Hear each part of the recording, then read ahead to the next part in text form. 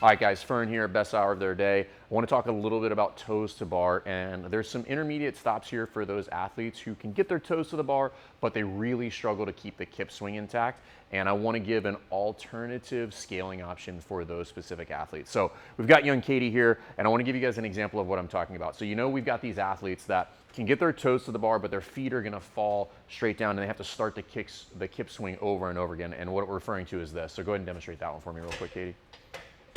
She get there, but then she drops her feet and she doesn't have the ability to keep that kip swing intact. So go ahead and come on down. So what we're gonna do, remember, toes to bar is a standard, largely it is a competition standard, so we have some sort of objective metric with which to judge the athlete. In the context of the class, what we're gonna prioritize here a little bit more is their ability to keep the kip swing intact. That is how we're gonna determine what the appropriate height of the feet pulling up. So it may be 50%, it may be 75%.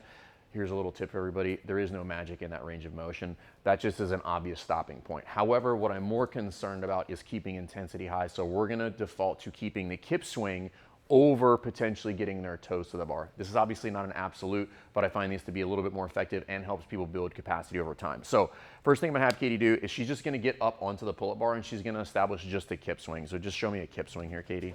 So she's gonna keep her feet together. She's got good control here.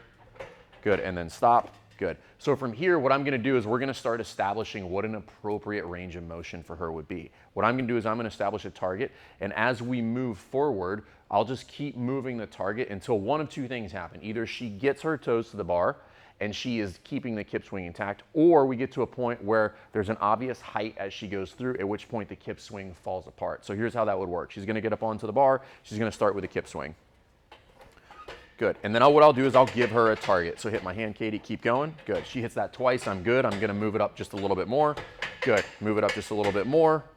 Move it up again, and at some point, like right there, she starts to break down where that kip swing will start to fall apart. So for Katie, that would be keeping the feet to about eye level is what I would have her scale to, because again, in this one, I wanna work on some of the coordination, some of the agility with regard to being up to the pull-up bar, not necessarily have them restart the kip swing every single time they get up onto the pull-up bar, and work on the kip swing. The reason I wanna do this, number one, we keep intensity high. Number two, controlling the kip swing has tremendous carryover to other movements. So think about pull up, chest to bar muscle up, toes to bar, ring muscle up. So I want to start developing that skill of controlling the kip swing. And in most of those movements, we're not bringing our toes all the way up to the bar, unless you're doing a glide kip or something like that. However, what I'm concerned about is starting to develop that capacity to keep the kip swing intact as they go through. And for many of our athletes, the better option is not bring our toe to the bar and having just a slightly reduced range of motion on that.